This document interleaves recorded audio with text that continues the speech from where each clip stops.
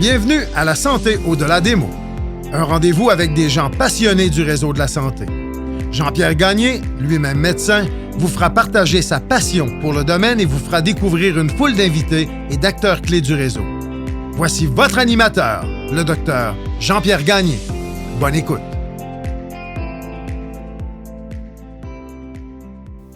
Je reçois pour une deuxième fois Dr Félix Pajot, gériatre et éthicien au CHU de Québec Université Laval. Félix a gracieusement accepté ma nouvelle invitation pour rediscuter d'une foule de sujets qui le captivent. Vieillissement, intensité des soins, approche de la maladie et évidemment, aide médicale à mourir. En effet, l'adoption récente du projet de loi 11 qui permet aux personnes atteintes d'une maladie menant à l'inaptitude à consentir de formuler une demande anticipée d'aide médicale à mourir vient avec son lot de questionnements et d'enjeux, tant au niveau éthique qu'au niveau de son application. Discuter d'AMM avec Dr Félix Pajot, c'est discuter de tout ce qui entoure la vie et la dignité humaine.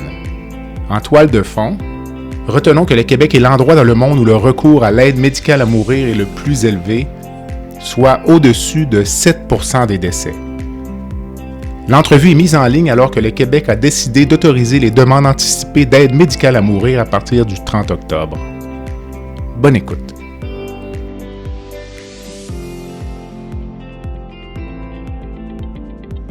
Je prends un court moment pour remercier les commanditaires qui rendent possible la diffusion du balado La Santé au-delà des mots, Beauchamp-Beaulieu Dessureau-Toupin, groupe conseil associé à la financière Banque nationale Gestion de patrimoine, Rempart Neurophysiologie, Medix, le groupe TEACH, Eurofin Environex et Go Mouton.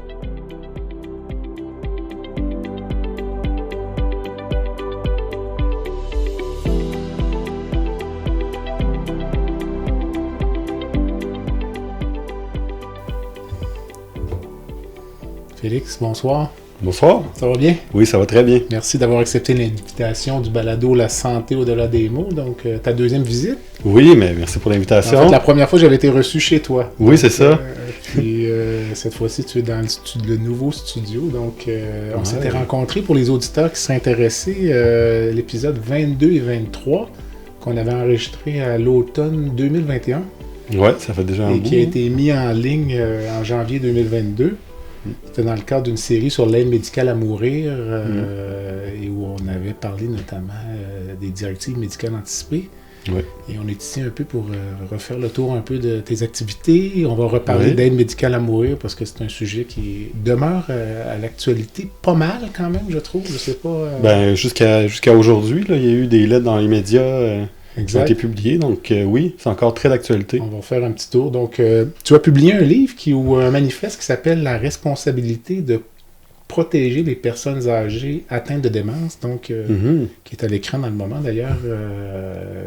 Je me demandais pourquoi cet intérêt, si tu me rappelais cet intérêt pour notamment protéger cette clientèle en particulier dans le réseau de la santé. Il y a beaucoup de personnes vulnérables dans nos sociétés. Pourquoi chez toi, qui est quand même un jeune médecin, jeune spécialiste, s'intéresser à cette clientèle qui est complètement à l'opposé, si on veut, de ce que tu vis ou... Oui, mais c'est intéressant. En fait, si on va dans la psychanalyse, il y a probablement des raisons. Il y a un sofa, si tu veux. Oui, c'est ça. Je vais m'allonger, puis on va faire une petite psychanalyse de mes traumatismes, ou je sais pas. C'est bien à la mode en ce moment. Mais en fait, il y a plusieurs raisons. Il y a des raisons cliniques, il y a des raisons professionnelles, personnelles même, je dirais. OK. En fait, quand j'ai commencé ma médecine, ma grand-mère a un diagnostic de démence mixte, finalement. Okay. Puis peut-être le fait que j'ai pas été aussi présent pour elle que j'aurais aimé a fait que j'ai voulu aider, soigner, protéger à la limite les gens avec des troubles cognitifs qui ont une certaine vulnérabilité à cause de ces troubles cognitifs-là. Mon grand-père aussi a fini par développer des troubles cognitifs. C'est quand même une maladie assez fréquente. Hein? Une personne sur 3 à l'âge de 80 ans, 85 ans, puis une personne sur 2 après 90 ans. Donc l'âge était un des facteurs de risque principal. Donc, c'est ça. Je pense qu'il y a cet aspect-là. Il y a l'aspect aussi de la médecine interne. Moi, j'étais très intéressé par les maladies complexes chez l'adulte, les traitements complexes de maladies fréquentes, là, que ce soit le diabète très compliqué, multicompliqué, ou l'insuffisance rénale très compliquée. Donc, j'étais quand même intéressé par le défi diagnostique puis le défi thérapeutique. Donc, ce qui m'a amené vers la médecine interne. J'avais beaucoup aimé l'approche des soins intensifs, l'approche complexe, globale, les questions éthiques, la fin de vie, mais un peu moins la qualité de vie qui venait avec les soins intensifs. OK. Ce qu'on retrouve plus en gériatrie. Puis en même temps, j'aimais le côté psychiatrie. Il y a beaucoup de symptômes associés à la démence qui sont des hallucinations, la dépression, l'anxiété. Donc le côté psychiatrie ressort beaucoup aussi. L'aspect psychosocial, discussion avec les familles, discussion complexe. Donc, je trouve que c'est une spécialité quand même assez complète, la gériatrie. Puis, mes mentors, c'est des gens qui sont très motivés à défendre les droits. C'est l'advocacy, le terme en anglais, de défense des droits. Je pense que ça fait partie de la gériatrie de façon inhérente parce que, justement, c'est des clientèles vulnérables. Donc, quand on s'intéresse à ces clientèles-là, pour l'aspect médical, on se rend compte que l'aspect social et culturel est important aussi. Puis on a un rôle, parce qu'on a un certain pouvoir dans la société comme médecin, de l'utiliser pour aider nos clientèles. Puis c'est ce qui m'appelle aussi aujourd'hui à défendre une partie des droits des gens qui ont des troubles neurocognitifs majeurs. Comme ma grand-mère, peut-être j'aurais voulu le faire pour elle. Dans le passé. Est-ce qu'il y a un moment donné où la composante de soigner, finalement, est même un peu mise de côté chez les personnes âgées, puisqu'il y a d'autres composantes qui sont beaucoup plus importantes? Parfois, j'ai des patients, parfois devant moi, avec des cancers, puis je leur dis, écoutez, on devrait peut-être pas parler de guérison, là, on devrait parler peut-être de votre qualité de vie au cours des 2 prochaines années. Voulez-vous être encore en vie à 100 ans, ou vous voulez avoir une belle qualité de vie pour les 2 ou 3 prochaines années, parce que le traitement va être complètement différent. Donc, Mais la question de la pertinence des soins, la futilité, l'acharnement, la proportionnalité des soins. Il y a eu le manifeste récemment, j'ai publié un article sur la dignité, mais en mentionnant justement cette différence-là entre le care et le cure. C'est très à la mode aussi dans la littérature en éthique, dans la littérature médicale. Donc, comment on différencie l'aspect cure, qui est vraiment la médecine biomédicale on a les médicaments, on essaie de guérir le patient, le faire survivre. Donc, c'est vraiment le paradigme de la survie à tout prix, finalement, peu importe un peu la qualité de vie par après, versus en gériatrie, justement, quand la maladie a avancé, quand les maladies, souvent, les polycomorbidités, donc le fait d'avoir plusieurs maladies, fait qu'on avance en âge, qu'on n'est plus nécessairement guérissable, entre guillemets. Donc, on ne peut plus guérir de nos maladies. Donc là, on va plus dans un registre de soins palliatifs, de soins de confort. Donc, dans le soin, plus au niveau du care. Donc, vraiment une approche globale, holiste, qu'on prend le patient dans tous ses aspects, que ce soit, oui, l'aspect biomédical, mais aussi l'aspect psychosocial, accompagner les familles, les proches, dans les deuils qu'ils auront à vivre, la personne aussi des deuils qu'elle aura à vivre, de ne pas survivre nécessairement à la maladie, comment la rendre confortable, puis ensuite, toute la question, justement, la mort, la fin de vie, c'est quand même des questions même philosophiques à la limite, là, du cheminement vers la mort, vers le décès, dans l'après-mort aussi. Donc, il y a beaucoup de ces questions-là qui se posent en gériatrie, puis les soins palliatifs aussi sont pas très loin quand les démences progressent. Donc, oui, effectivement, l'approche gériatrique se différencie de d'autres spécialités médicales parce qu'on est beaucoup dans le care et un peu moins dans le cure, donc un peu moins dans la guérison, mais beaucoup plus dans le soin empathique, le soin holiste, si on veut.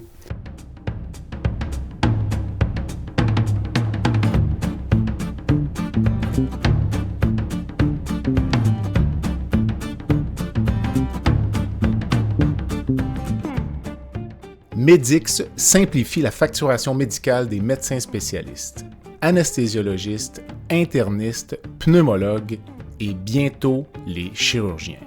Grâce à une application mobile conviviale et une expertise personnalisée, Medix fait une différence réelle dans la vie des médecins.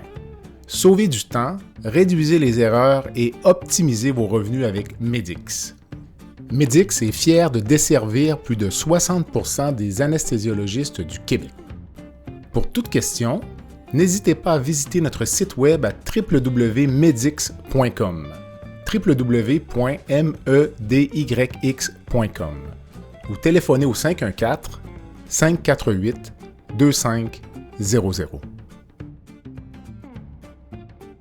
Est-ce que les patients en général sont ouverts à ces discussions-là? J'ai parfois l'impression que dans notre société, peut-être, ou nos sociétés, les gens ne sont pas prêts à mourir ou à certaines... On a l'impression qu'ils se croient éternels ou immortels, même en grand âge, ou je sais pas. Ou... Ouais, c'est intéressant. Ben, en fait, on voit de tout en gériatrie, honnêtement, dans le grand âge. On voit des gens qui, à 85 ans, quand on leur parle d'objectifs de soins, de réanimation, disent « Ah, vraiment, je suis trop jeune pour penser à ça. » Et inversement, des gens vont dire « Ben oui, là, on sait, pas de réanimation, pas de soins intensifs, pas d'acharnement. » Fait que je dirais il y a vraiment une variété de notre côté. Peut-être que dépendamment des spécialités médicales, si les gens vont voir un chirurgien, par exemple, peut-être, ils s'attendent à être opérés ou d'avoir une...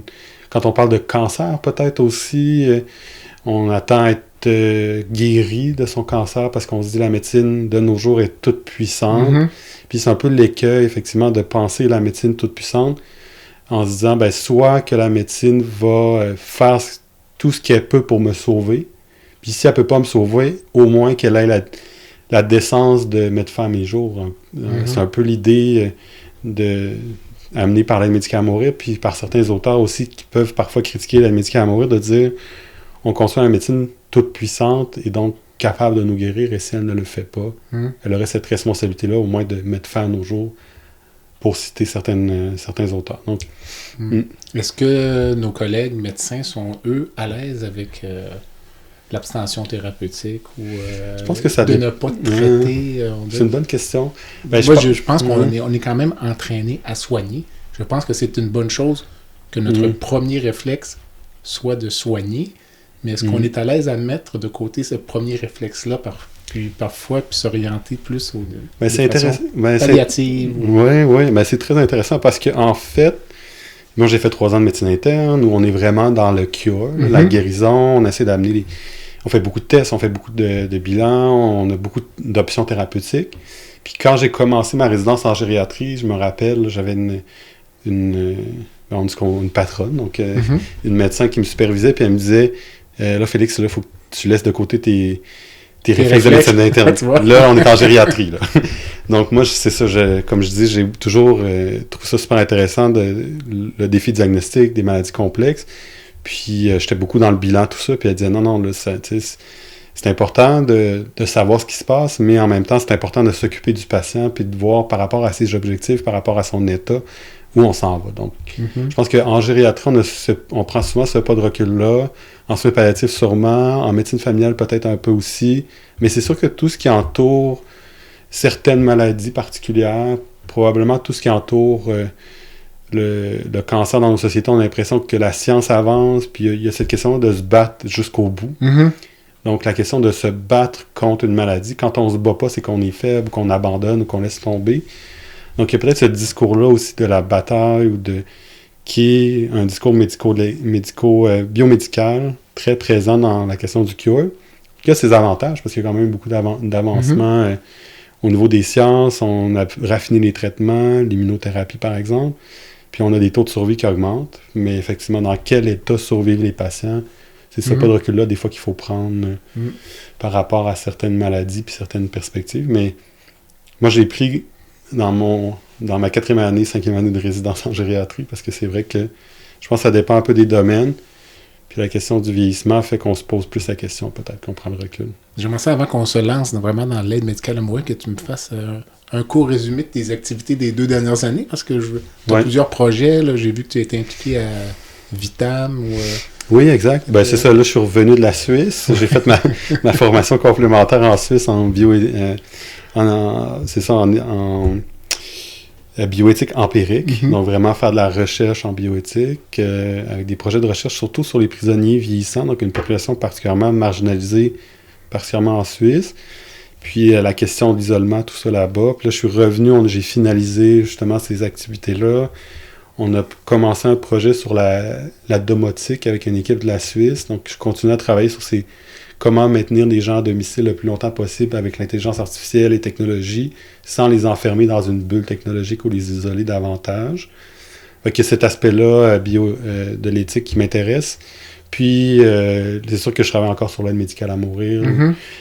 Puis, mon but, c'est d'essayer de comprendre un petit peu plus les changements justement que la loi va amener dans la pratique, dans les interactions entre le médecin, dans la relation thérapeutique, entre le médecin, son patient et la famille en gériatrie ou les proches. Fait qu'on j'ai soumis là, pour avoir des financements à ce niveau-là, pour prendre un pas de recul puis essayer de voir, être quand même ouvert à comprendre ce que mes collègues pensent de ces changements-là. Au-delà de l'aspect éthique ou philosophique, où j'étais plus critique dans le passé, là, la loi est passée, puis comment on va en pratique appliquer cette nouvelle loi-là qui change quand même les choses ici. Donc, je travaille sur des soumissions à ce niveau-là, des projets de recherche en cours. Puis, on a une nouvelle clinique à Québec, là, la clinique de gériatrie de Québec. Donc, on va évaluer nos soins et la qualité des soins. Donc, c'est un peu sur ça que je travaille, là. Puis Vitam, dans tout ça, c'est une entité que j'entends le nom de temps en temps, mais c'est mystérieux pour moi. C'est ça. C'est le nouveau centre de recherche du CIUS de la capitale nationale. Okay. Dans le fond, c'est comme un peu l'équivalent du CRCHU, Centre de recherche du CHU de Québec, mais pour le CIUS de la capitale nationale. Compte tenu que la gériatrie est sous le contrôle du CIUS de la capitale nationale. Ouais, on est comme des raisons un peu mystérieuses. Ça pourrait faire l'objet d'un balado. Mystérieuse n'est pas si mystérieuse que ça, mais plus politique que mystérieuse, c'est ce que je voulais dire. Restons dans le mystère politique, mais oui, c'est ça. La gériatrie n'est plus à Québec dans le CHU en tant que soins externes, suivi le soutien à l'autonomie des personnes âgées, donc la direction SAPA qu'on appelle. Mais on a quand même des activités comme gériatre, des activités hospitalières, qui nous permettent d'hospitaliser des gens, voir des gens à l'urgence, mais dès que ces gens-là sont sous nos soins, ils sont sous l'égide du CIUS dans des locaux du CHU. Donc en tout cas, il y a toute une complexité administrative. Mais tout ça pour dire qu'on reste dans le CHU de Québec, mais aussi dans le CIUS comme gériatre, tout comme les psychiatres, les physiatres et certains hôpitaux comme la Malbaie, tout ça sont plus dans le CIUS. Mais en tout cas, c'est très administratif. Tout ça pour dire que les chiffres sont plus beaux quand nos patients ne sont pas dans le CHU. Peut-être un peu, à cause des longues hospites dans nos services, mais finalement, on s'occupe quand même des patients de la même façon. Puis ils ont des soins puis tout ça. Là. C'est très administratif, peut-être un peu complexe à comprendre, mais au final, ça nous permet quand même d'avoir des liens plus rapprochés avec le CIUS. Et mon type de recherche est plus, quand un petit peu plus dans la programmation de Vitam, qui est un centre en santé durable, donc un esprit sain dans un corps sain, qui considère la société et l'environnement pour le développement de projets de recherche. Donc c'est ça l'idée de la santé durable. Puis la santé des populations, les populations gériatriques, c'est affilié plus au CIUS, donc plus à Vitam. D'accord. Je t'écoutais parler tout à l'heure un peu de bioéthique, puis de tes projets, puis je me faisais la réflexion, comment fait-on pour transmettre les données de tes recherches ou tes connaissances à la population, aux patients, à tes collègues, sans, de faire en sorte qu'ils comprennent, deuxièmement, sans paraître élitiste ou que ce soit finalement intéressant, que les gens écoutent, parce que encore une fois, on parlait de l'aide médicale à mourir à la télévision en fin de semaine, sans nommer l'émission, puis les gens lancent toutes sortes de concepts, parlent de dignité, d'équité. Je ne suis pas toujours certain que les gens qui utilisent ces termes-là en connaissent la signification. Donc, toi, finalement, comment tu fais pour rendre ça intéressant, comestible, puis finalement que les gens s'intéressent, puis comprennent les vraies choses. Là, donc, vulgariser un peu, finalement, l'éthique. C'est un réel défi. Justement, tu sais, on disait qu'est-ce qui s'est passé dans les 2 ou 3 dernières années, j'ai fait j'ai justement pris ce pas de recul-là, puis réfléchir un peu dans l'approche. Parce qu'effectivement, tu sais, je viens, comme on l'avait dit là, dans les entrevues précédentes, je viens du monde de la médecine, mais aussi de la philosophie. C'est sûr que c'est des langages, des façons de faire, des façons de dire les choses qui sont pas nécessairement voulues accessibles à tous, parce que c'est quand même, on essaie de développer une expertise pointue dans des domaines précis. pour se parler entre chercheurs, puis essayer d'arriver à des conclusions qu'on pense assez solides. Mais il y a un travail, effectivement, comme en médecine, en recherche, de traduire les connaissances qu'on a acquises pour que les gens qui ne sont pas dans ce domaine-là comprennent, finalement. Fait que ça fait partie des responsabilités qu'on a comme chercheurs, de traduire les résultats de nos recherches en des termes assez simples pour qu'ils soient compris, mais pas simplistes non plus, pour pas banaliser certaines choses ou que ce soit mal compris, justement. Fait que ce que je me suis rendu compte, effectivement, c'est que dépendamment du public à qui on parle, il faut adapter le langage, adapter les termes, puis sans trop simplifier, mais quand même être assez simple pour être compris. Mais c'est ça, c'est tout un défi. Quand justement on va acquérir une expertise, on se dit « Ah là, on devient expert », les gens devraient comprendre en nous écoutant, puis réaliser que ce qu'on dit, c'est une bonne chose parce qu'on est dont les experts. Mais effectivement, cette perspective-là, un peu trop élitiste, fait que finalement, on n'est pas compris. Puis l'acquisition de ces connaissances-là est dans le fond mal utilisée ou pas bien utilisée. Fait que c'est de revenir justement à cette idée-là de comment on peut traduire en termes plus simples. Donc, dépendamment à qui je m'adresse, j'essaie d'adapter mon discours. Dans le sens que c'est un peu comme on se parle entre médecins avec des termes très hermétiques, mais on peut simplifier, tu sais, de dire vous avez une pharyngite bactérienne à streptocoque, par exemple, ben, on va dire à quelqu'un vous avez une infection de la gorge avec une bactérie qu'on peut traiter, ou vous avez une bébite qui se traite avec un antibiotique dans votre gorge, ou dépendamment à qui on parle, on adapte. Fait que c'est ça, c'est un art quand même, c'est pas évident. Puis est-ce que je l'ai perfectionné cet art-là? Je pense pas, mais c'est ce que j'essaie de faire depuis que je suis revenu, puis depuis que, dans le fond, après plusieurs expériences, c'est d'avoir témoigné dans différents comités au Sénat, au Québec, au Canada, ben c'est pas le même genre d'explication ou d'interaction qu'on doit donner, comme quand on s'exprime justement sur la place publique, dans les médias, ou quand on parle entre collègues, ou si je parle à des philosophes, par exemple. Donc, j'essaie d'adapter mon niveau de langage, mon discours, pour soit être pris au sérieux ou être compris, dépendamment des... On va prendre un exemple. Donc, on va parler mourir dans la dignité. Donc, juste le terme dignité, là, pour toi, quelle signification ça peut avoir par rapport à monsieur, madame, tout le monde? Parce que je me questionnais même sur le concept, on va en parler, la directive médicale anticipée, mourir dans la dignité. Donc, c'est quoi la dignité pour un philosophe? Ben, même entre philosophes, les gens s'entendent pas tant que ça. Mais c'est ça, c'est dans le fond, justement, le sujet du dernier article là, qu'on a publié avec une équipe en Suisse, là, justement, il y avait un philosophe roumain, un philosophe danois, puis une philosophe belge, et moi comme simple médecin, pas philosophe du tout, mais quand même avec des notions.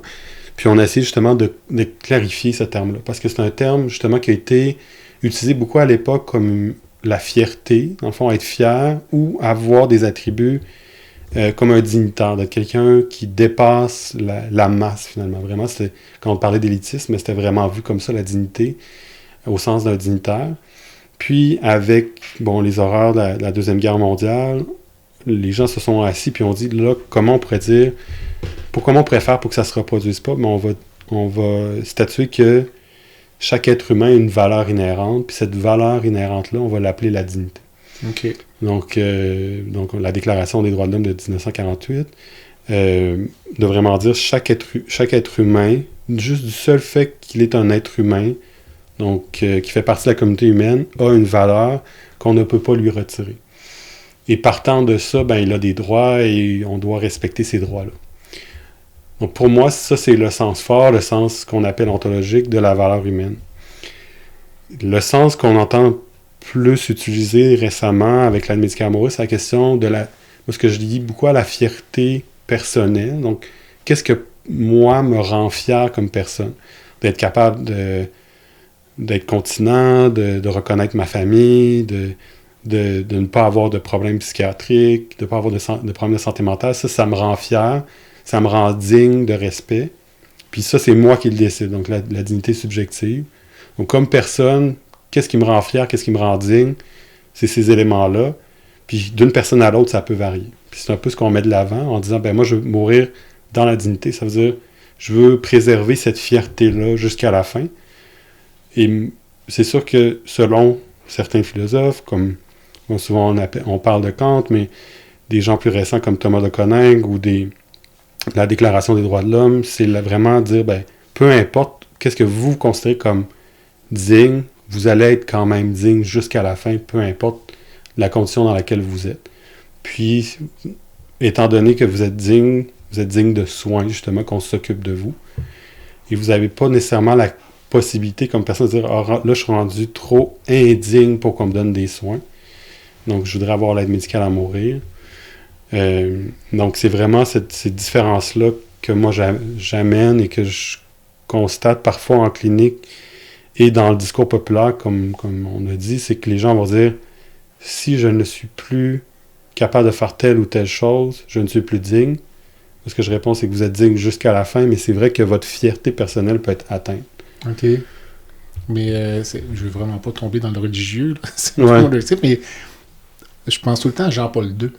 Okay. La fin de sa vie, je sais pas si tu te rappelles, il était assis sur en chair ou était en mauvais état de santé, il bavait, il avait de la misère à marcher. Puis il y a beaucoup de gens qui trouvaient que c'était pas digne. Puis moi, personnellement, au-delà de l'aspect religieux de ce que la papauté peut représenter, moi, je regardais cet homme-là, puis je me disais, lui, il a signé, puis il a dit que ce serait jusqu'à la fin. Moi, je trouvais que c'était une très grande marque de dignité. Je sais pas, c'est sûr que alors, la question d'autonomie... deux perceptions de la même personne qui... il y a des gens qui trouvaient ça épouvantable qu'il soit resté comme ça dans l'image publique jusqu'à la fin. Moi, je trouvais, non, je disais... qu'on croit ou pas, qu'on ait la foi ou pas, moi je me disais, cet homme-là a signé pour cette fonction-là, puis il a dit que ce serait jusqu'à la fin. Moi je trouvais que c'était très digne. Je ne sais pas si c'est acceptable comme vision. Oui, j'aurais tendance à dire oui, mais en fait, sur l'aspect de la dignité intrinsèque. Parce que oui, effectivement, tu sais, il y a un peu de la fierté, par exemple, aussi, dans cette image-là, de dire, il garde sa fierté, donc sa dignité subjective jusqu'à la fin, de dire, peu importe ce qui m'arrive, je vais garder la tête haute. Je pense que c'est intéressant de considérer que oui, une personne doit être fière de ce qu'elle est, de ce qu'elle fait, de ses capacités, mais au-delà de ce qu'on est capable de faire ou pas capable de faire, il faut voir l'être humain derrière, puis sa valeur intrinsèque comme être humain, peu importe ses incapacités, finalement.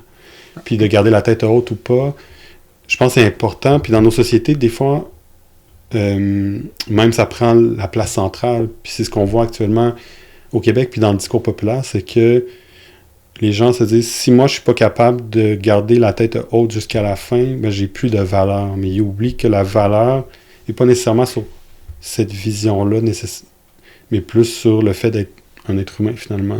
Puis de mériter des soins jusqu'à la fin. Donc, c'est un peu ça, mais il est là le nœud, en fait, beaucoup dans le débat. Là, c'est qu'est-ce que la dignité, puis la différence entre la dignité subjective et la dignité plus inhérente, finalement, que chaque être humain revêt. Le podcast La santé au-delà des mots est une présentation du groupe conseil Beauchamp, Beaulieu, Dessureau, Toupin de la financière Banque nationale Gestion de patrimoine. Comme nous croyons que la santé financière fait partie de la santé globale, nous sommes heureux de nous joindre au Dr Jean-Pierre Gagné pour vous souhaiter une bonne saison de la santé au-delà des mots.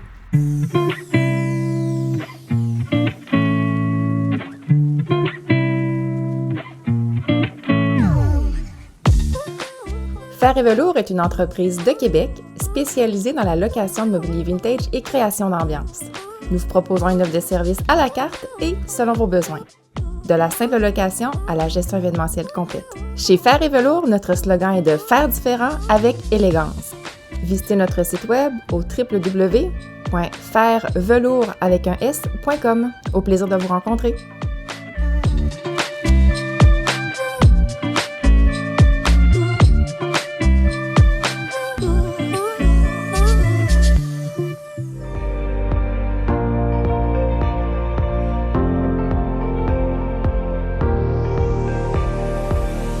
Vous avez des commentaires ou un sujet à nous proposer ou même faire partie de nos invités, visitez le site web de notre balado à www.baladosanté.ca ou sur notre page Facebook de la santé au-delà des mots.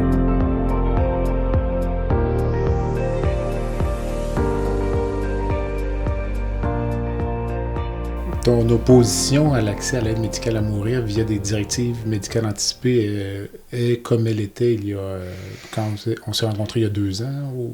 Ben, en fait, oui, mais ce que j'ai ajouté aussi, c'est le côté pratico-pratique. Au sens où mon opposition était beaucoup plus philosophique, au sens où j'avais l'impression que les gens ne reconnaissaient pas de dignité aux personnes atteintes de troubles neurocognitifs majeurs, en disant, quand on a un trouble neurocognitif majeur, on perd toute dignité, donc la vie ne vaut plus la peine d'être vécue, ou ça ne vaut plus nécessairement la peine d'avoir des soins. C'est mieux d'avoir recours à l'aide médicale à mourir. Ce qui a changé un peu dans ma perspective, c'est que au-delà de ça, il y a quand même l'aspect de comment la loi est écrite, parce qu'à l'époque, ça n'avait pas été voté ni écrit. Mm-hmm. C'est dans la façon dont la loi a été écrite, c'est que le législateur a prévu qu'on faisait un document avec ou sans, mais possiblement avec quelqu'un de confiance, devant un professionnel compétent, donc soit une IPS ou un médecin. On n'a pas venu spécifier que c'était des médecins nécessairement qui étaient spécialisés en soins gériatriques. Mais en tout cas, tout ça pour dire que ça c'est un premier défi pratique, là, au sens où on est très peu de gériatres, encore moins de gérontopsychiatres, puis des médecins de famille qui font beaucoup de soins gériatriques, il n'y en a pas tant que ça non plus au Québec. Mm-hmm. Des IPS spécialisés soit en santé mentale ou en gériatrie, pas beaucoup. Donc, qui les gens vont aller consulter pour faire leur directive, leur demande anticipée. Puis après ça, comment on va évaluer que la personne est rendue inapte. Puis là, qu'on pourrait activer les demandes anticipées. Puis après ça, comment on évalue la souffrance qui ont été écrites dans les demandes. Puis qui va faire le geste de faire l'aide médicale à mourir dans ce contexte-là. Moi, j'ai l'impression que ça prend quand même des experts qui connaissent bien la maladie pour, faire un consentement libre et éclairé à la rédaction, mais aussi pour évaluer la maladie, évaluer les souffrances, évaluer l'inaptitude. Puis au Québec, on est très peu. On a la difficulté à suffire à la demande juste pour évaluer les troubles neurocognitifs majeurs complexes. Fait que c'est comme rajouter une couche de travail en plus sans les ressources possibles. Fait que tu sais, il y a ça aussi qui me crée un malaise. Je me dis, est-ce que ça va être des gens qui n'ont pas nécessairement l'expertise ou qui pensent qu'ils savent, mais qui ne savent pas? Fait que ça, c'est quand même une des problématiques, plus quand je dis pratico-pratique, qui a été quand même notée par des collègues à moi aussi. Là, c'est une de nos inquiétudes comme gériatre. On se dit, qui va faire ça? Puis si c'est nous, ça va être en plus, il va falloir faire des cliniques spécialisées dans l'évaluation de l'AMM pour les demandes anticipées. En tout cas, fait que là, la plupart de mes collègues étaient plutôt craintifs par rapport à ça, en tout cas pour cet aspect-là pratico-pratique.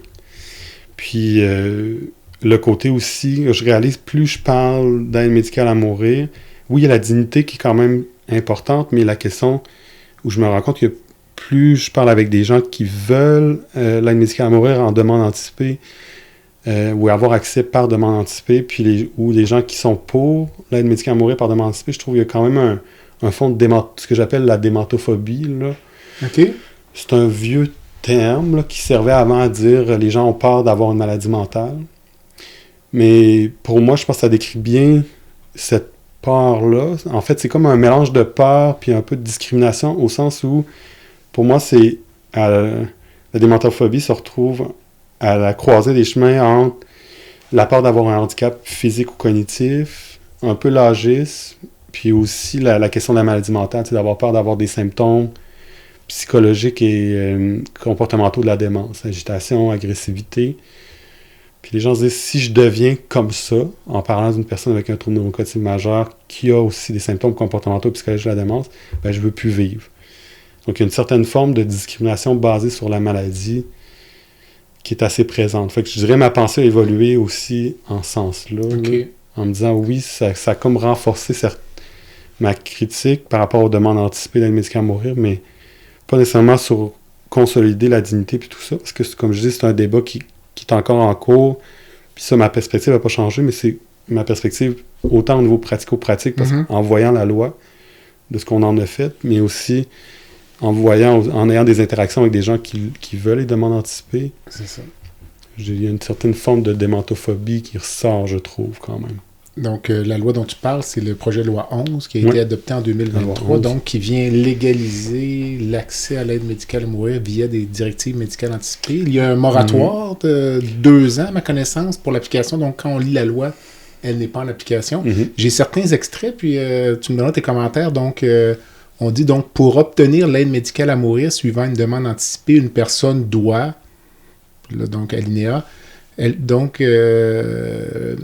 doit satisfaire aux conditions suivantes. Donc, au moment de l'administration de l'aide médicale à mourir, elle présente de manière récurrente les manifestations cliniques liées à sa maladie et qu'elle avait décrites dans sa demande. Donc, lorsqu'on pense à ça, tout le monde pense juste à la maladie d'Alzheimer quand on parle de directive médicale anticipée. Et pour avoir parlé à certains des collègues... les gens donnaient des exemples. Par exemple, moi, ça pourrait être ne pas reconnaître mes enfants depuis 6 mois, être incontinent, être incapable de me nourrir. Est-ce que je me trompe ou ce sont les critères évoqués ou envisagés? Ben oui, je souris, là. Je ne devrais pas sourire parce que c'est pas drôle, mais c'est fréquent. En fait, c'est que ça me rappelle des conversations que j'ai eues. Là. C'est pour ça que je souris, là, pas parce que les symptômes sont. Mais est-ce que c'est vrai que certains drôles, envisagent ça de cette façon-là, donc de dire ce seraient mes critères à moi? Oui. Lorsque je suis rendu là, le processus dont tu parlais s'active? Ben c'est sûr que, tu sais, on va mettons, on parle du point de vue philosophique. Je vais essayer d'être pas trop élitiste ou incompréhensible là, dans ce que je raconte, mais c'est sûr qu'on est dans la question de l'autonomie. Fait que c'est la personne qui elle-même se définit ses règles, puis qui se définit qu'est-ce que pour elle est inacceptable. Puis c'est vrai que l'incontinence, ça revient souvent, mais il faut pas oublier qu'il y a beaucoup quand même de femmes incontinentes après des grossesses multiples, des complications de grossesse. Fait que l'incontinence en soi, c'est quand même fréquent. Fait que là, on se dit, c'est-tu une nouvelle incontinence causée par la maladie ou une incontinence qui est là mais qui s'empire? Puis après ça, bon, la question de ne pas reconnaître ses enfants, mais ça peut arriver avec des démences vasculaires, des troubles neurocognitifs majeurs vasculaires ou des maladies à corps de Lewy où les gens fluctuent. Fait que ça se peut que des journées ne reconnaissent pas leurs enfants, d'autres journées ils reconnaissent. Fait que ça peut fluctuer. Fait que là, on se dit, bon, on prend-tu la somme des moments qu'il ne reconnaît pas ou qu'il reconnaît, ou juste les moments, puis là, c'est faire une genre de moyenne. Genre de ne pas reconnaître les enfants. Puis, tu sais, si elle reconnaît sa fille, qui la voit plus souvent, mais pas son fils, ça fait 3 mois qu'elle l'a pas vu, c'est-tu pire? En tout cas. Fait que là, tu sais, comme gériatre, c'est un peu ça que je voulais dire par l'aspect pratico-pratique de la loi, puis certains éléments de la loi 11, c'est que ça n'a pas nécessairement été écrit par peut-être des experts tant que ça, mais je pense qu'il y avait quand même des experts qui ont conseillé, là. Mais ce que je veux dire, c'est que peut-être ces aspects-là étaient un peu dans l'angle mort de dire comment on va s'assurer qu'il y a eu vraiment un consentement libre éclairé, parce que si on parle d'autonomie, c'est le critère pour dire quand on a fait la demande, est-ce que les gens étaient éclairés au point de comprendre OK, là, vous avez tel symptôme, si on peut faire tel traitement, donc vous refusez quel traitement, par exemple, pour les hallucinations. Peut-être ça, c'est plus des hallucinations qui vous dérangent. Donc, si on essaie 2 ou 3 antipsychotiques, ou si on essaie un peu de Lyrica pour nommer une molécule qui n'est pas un antipsychotique, ou si on essaie toute autre affaire.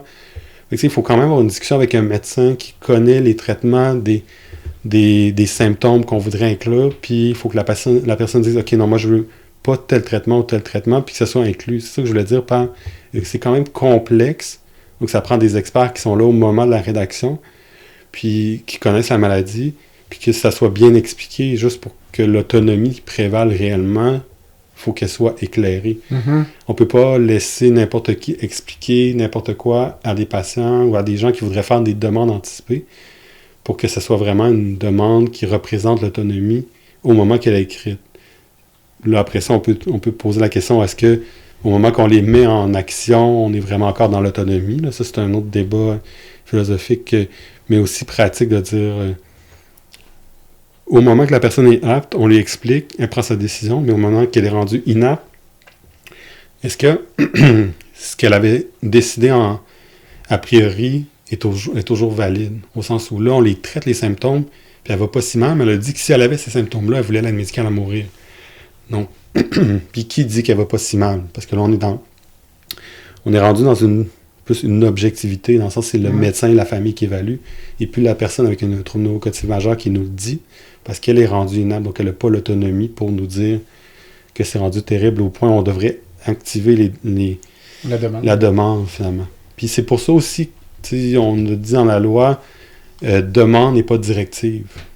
Parce qu'une directive, ça lie comme les directives médicales anticipées.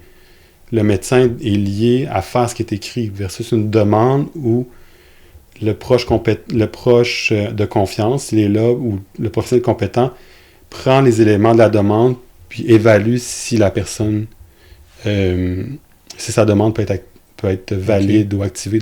C'est pour ça qu'on n'a pas pris le terme directive, en tout cas, pour avoir parlé à certaines personnes qui étaient assez proches là, de l'élaboration du projet, puis pour m'avoir fait critiquer aussi d'avoir utilisé le mot directive. Mm-hmm. On parle vraiment d'une demande. Donc, c'est ça, on demande au médecin de faire l'aide médicale à mourir si tel critère, mais c'est pas une directive où ça lie obligatoirement. Il y a quand même un certain jugement clinique qui doit être appliqué.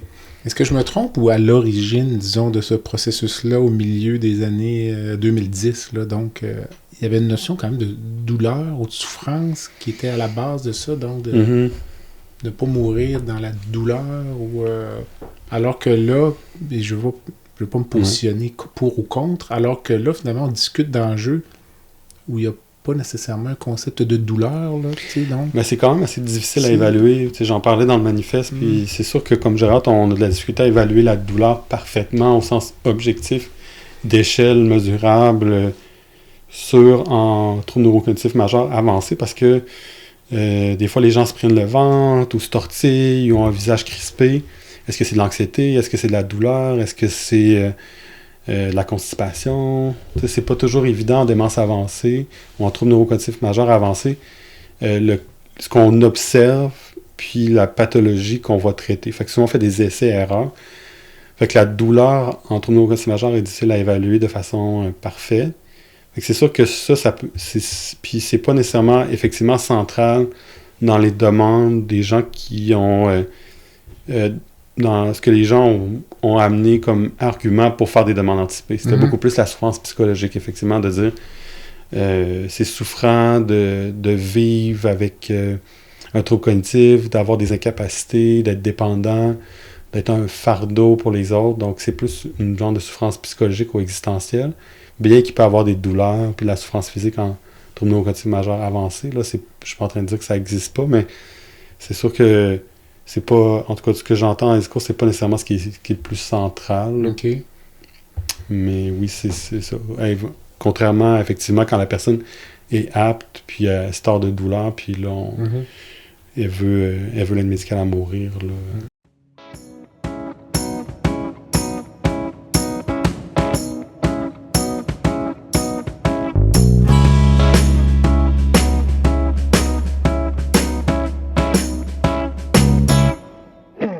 Rempart Neurophysiologie est une entreprise spécialisée dans l'octroi de services neurologiques tels que le monitorage neurophysiologique péropératoire. Plusieurs chirurgies comportent des risques de complications neurologiques graves, mais avec Rempart, ces complications sont réduites à moins de 1%. Rempart est votre ange gardien en salle d'opération. Rempart, c'est aussi des services volants en électrophysiologie médicale. Pour les besoins particuliers de votre hôpital, votre clinique ou votre centre de soins, contactez Rempart Neurophysiologie à info@rempartneuro.ca. C'est à info@rempartneuro.ca.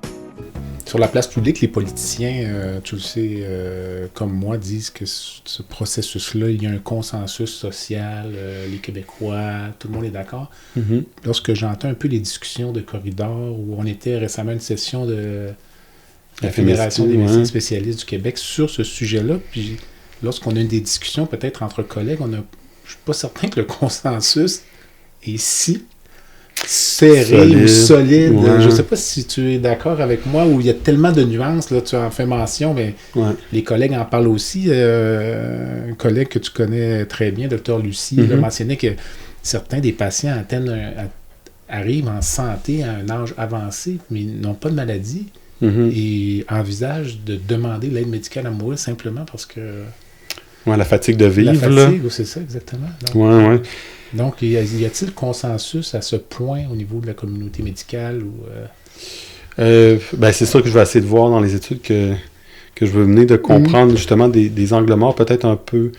on a moins interrogé les experts dont je parlais, les gens qui font des soins gériatriques, donc les gériatres, les gerontopsychiatres, les IPS, c'est pas des gens, dans les études, dans ce qu'on voit à date, il y a eu quand même des sondages qui ont été faits, mais c'est des médecins en général, c'est la population, les gens qui sont proches aidants, les gens avec des troubles neurocognitifs majeurs. Fait que, oui, au Québec, quand même, je pense qu'on peut dire qu'il y a une forte majorité qui est en accord. Ça, c'est sûr que je peux pas le nier.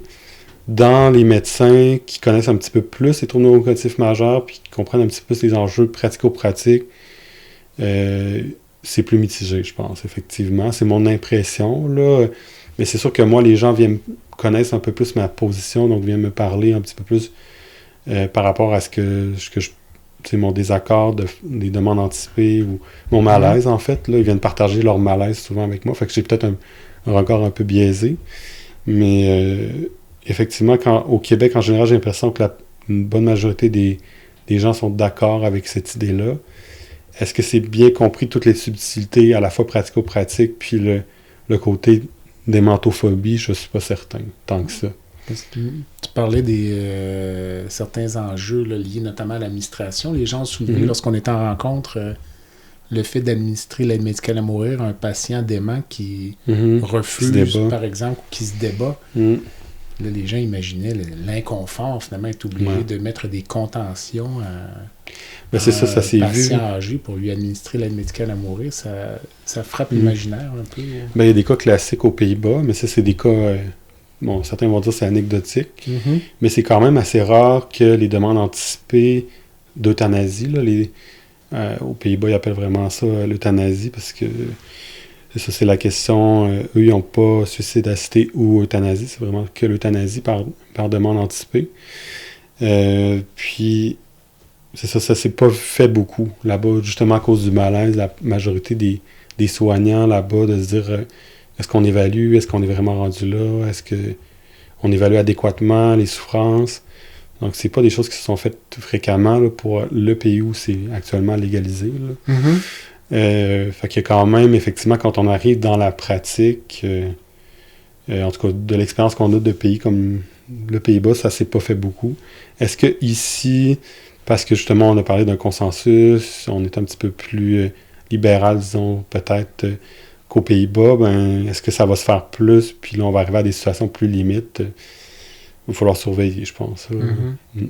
Dis-moi, on se rencontre au moment où des statistiques récentes, donc cette semaine, donc c'était connu quand même, mais ça a été rendu peut-être plus public. Le Québec est champion du monde, donc on est bon dans quelque chose, donc dans le taux de décès par l'aide médicale à mourir au Québec dépasse les 7%. Donc, je te pose la question que j'ai posée à plusieurs personnes. Est-ce que c'est une bonne ou une mauvaise nouvelle? En fait, c'est intéressant de voir à quel point, justement, on dépasse tout le monde. Les gens qui sont pour corps et âme à l'aide médicale à mourir sans se poser trop de questions disent que c'est une bonne chose parce que, justement, on était rendu là, il y avait un besoin, puis tout ça.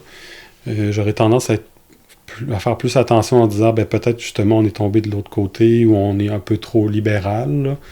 Si on avait des gens, si on était les champions du monde de la prescription d'antibiotiques pour la pharyngite à streptocoque dont je parlais un peu plus tôt, on se poserait des questions pourquoi on prescrit autant de l'amoxicilline par exemple, ou champion du monde en intervention endovasculaire pour telle ou telle maladie. On se poserait la question pourquoi ici et pas ailleurs. Donc, je pense qu'il faut quand même suivre, surveiller, puis comprendre. Il y a quand même il y a eu des financements de recherche qui ont été lancés pour essayer de comprendre justement cet écart-là. La ministre Bélanger avait quand même soulevé un malaise. Bon, elle était un peu rabrouée par son parti, ce que j'ai compris, mais oui, je pense, moi j'ai un certain malaise à nous dire champion de l'aide médicale, de l'euthanasie, finalement, de l'aide médicale à mourir sous la forme d'euthanasie ici. Mais il y a probablement des facteurs sociaux qui expliquent, et culturels.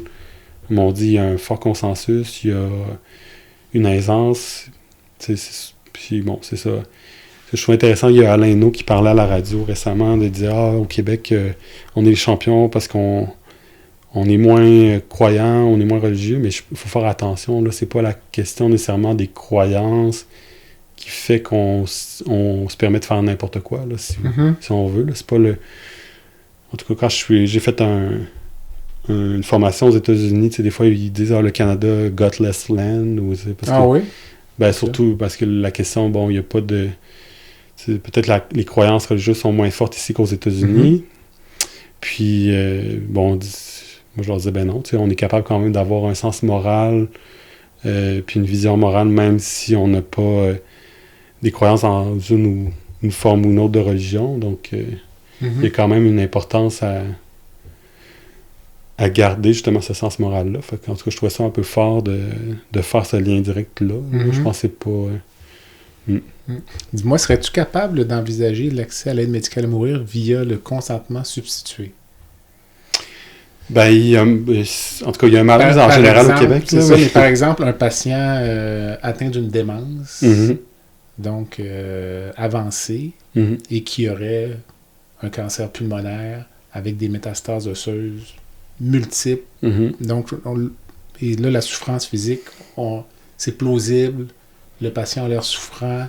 Puis là, on revient finalement aux bases du consentement substitué. On demande aux enfants, écoutez, qu'est-ce que vous pensez que votre père aurait voulu qu'on fasse dans ces conditions-là? Donc, en quelques minutes, est-ce que tu serais à l'aise avec ce concept-là? Parce qu'il y a beaucoup de gens qui disent non, jamais l'AMM avec le consentement substitué. Moi, je suis un profane, mais je trouve que c'est peut-être envisageable. C'est pas une si mauvaise idée. Ben, mon malaise, en fait, c'est la question un peu aussi en lien avec les demandes anticipées. Parce qu'à mon sens, la demande anticipée fait pas prévaloir l'autonomie au sens fort du terme, parce que la personne n'est plus apte, donc elle n'est plus capable d'évaluer la situation. Donc, pour faire prévaloir l'autonomie, il faut être capable d'évaluer la situation en cause, les pour, les contre, en contexte vraiment réel.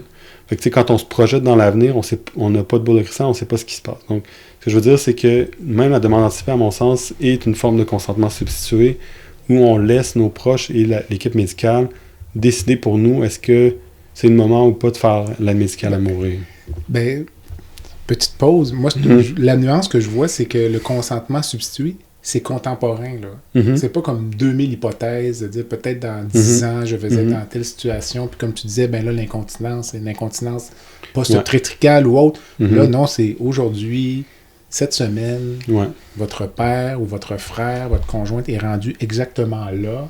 Elle a telle maladie, elle est manifestement souffrante, on le voit, on doit donner des hautes doses de narcotiques, le pronostic est mauvais, et on revient à la base du consentement substitué. Qu'est-ce que vous pensez que votre proche aurait voulu que l'on fasse dans cette situation-là bien précise? Alors, parce que ce sont des décisions que l'on prend dans d'autres contextes, lorsqu'on décide d'arrêter les soins intensifs, d'arrêter le ventilateur. Puis, en même temps, je te dirais, les cliniciens ont une certaine expérience avec cette approche-là. Ben, donc, peut-être... Ben, c'est pour ça qu'il y a des gens qui disent non, jamais. Moi, je suis comme, c'est la mince ligne entre... Ouais, je comprends la subtilité, mais en fait, c'est la mince ligne entre l'euthanasie passive, là, de dans le fond, accompagner quelqu'un dans la mort par des soins palliatifs, donc de le laisser mourir, si on veut, puis de mettre fin au jour de quelqu'un. C'est ça. Qui n'est pas le même geste au niveau de l'intention. La finalité est la même, là, genre qu'on sent que la personne finit par mourir, là.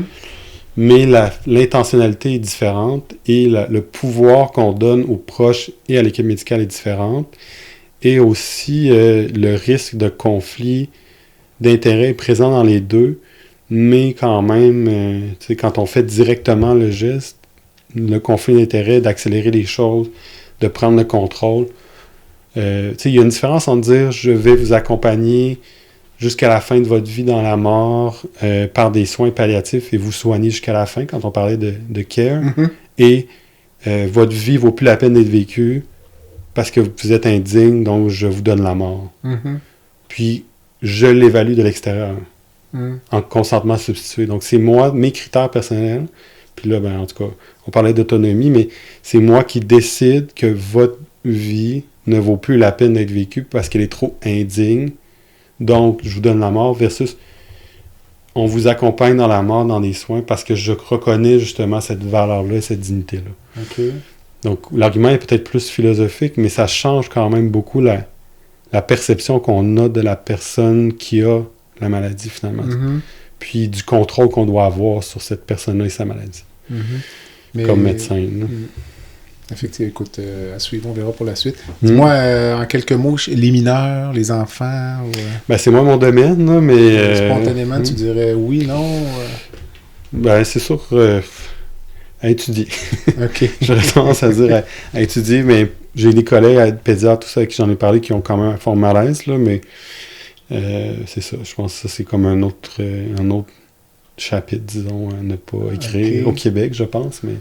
Ça dépend où on trace la ligne. Là. Ouais. Parce que moi, je disais, j'ai eu en entrevue à quelques reprises Maître Jean-François Leroux, là, qui est impliqué dans certains de ces dossiers-là, qui était notamment procureur dans Gladue-Truchon. Donc, et lui, je pense, je vais lui demander dans quelques semaines, mais je pense que personnellement, il est contre. Mais je me disais, la journée où quelqu'un va aller en cours devant le tribunal pour son enfant de 16 ans, ouais. D'après moi, ça va passer. Là, mais ben, c'est sûr qu'on est dans la question du droit à l'accès à un soin. Fait que, je pense que dès qu'on a défini ça comme un soin et un droit d'accès à ce soin-là, je pense que c'est là qu'on a ouvert une porte. Là. C'est un peu ça qui se passe, là, puis on est en train d'élargir de plus en plus. Mais à mon sens, si on revient au sens philosophique d'un soin, soit qu'on guérit, cure, ou on soigne, care, puis on accompagne les personnes dans leur souffrance pour réduire les souffrances et améliorer leur qualité de vie, mais encore, on les garde. On n'accélère pas finalement leur mort. Encore la question du contrôle, puis des pouvoirs qu'on donne à une partie de la population, les médecins, entre autres, là, quand on a déjà quand même assez de pouvoir, je pense, dans la société. Fait que c'est cette inquiétude-là qui est similaire, mais encore là, je suis loin d'être un expert. Là, des soins pédiatriques, soins palliatifs pédiatriques. Là. Maladie mentale, toi, à titre personnel, tu vas me dire aussi, là, ça se rapproche quand même de ta pratique. C'est sûr que la maladie mentale des personnes âgées, il y a la question de la réversibilité, je pense, qui ressort beaucoup, là, pour avoir parlé à des psychiatres, c'est qu'on a souvent une certaine réversibilité qui est un peu différente des troubles neurocognitifs majeurs, où la réversibilité n'est pas là à cause de la dégénérescence qui se fait progressivement, mais je pense que c'est surtout beaucoup l'inquiétude, puis aussi l'absence de vraiment demande franche de la population pour avoir accès, là. Ce que les psychiatres parlent, ce dont les psychiatres parlent souvent, mais effectivement, encore là, c'est pas mon champ d'expertise, là. Mais c'est ce que j'en comprends. Là.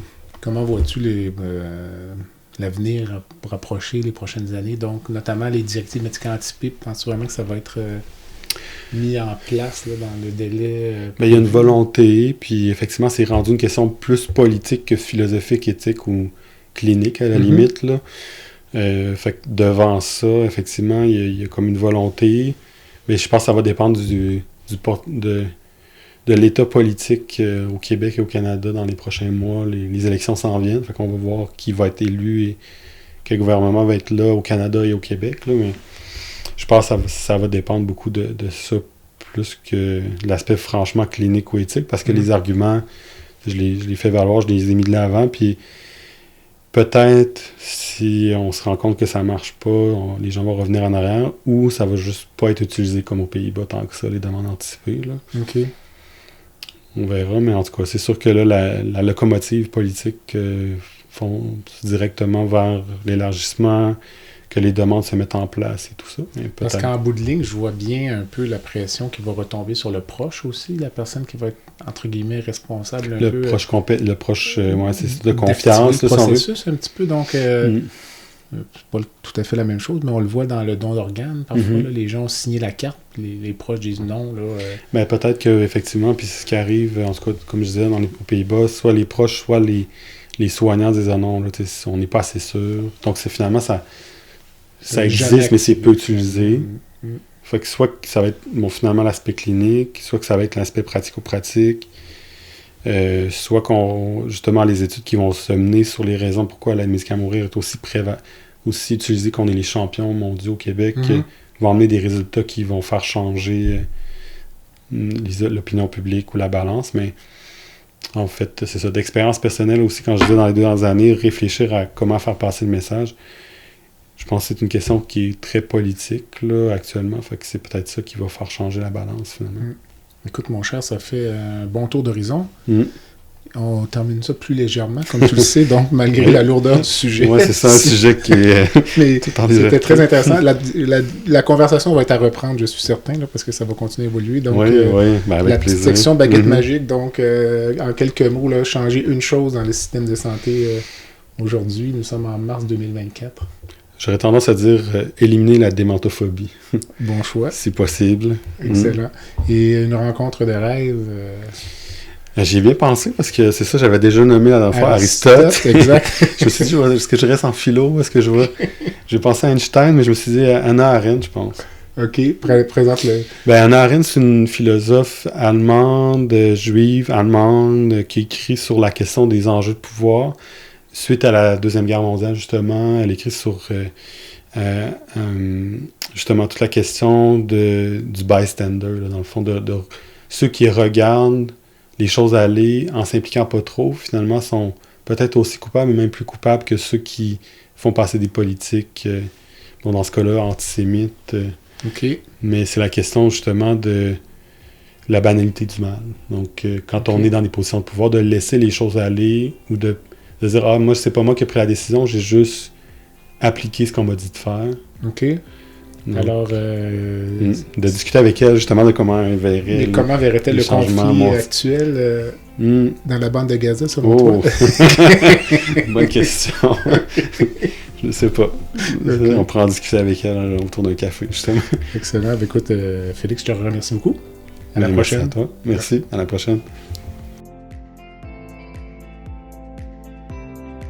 Voilà ce qui complète le balado de cette semaine. Merci d'avoir été à l'écoute et le Dr Jean-Pierre Gagné vous donne rendez-vous la semaine prochaine pour un autre épisode, La santé au-delà des mots.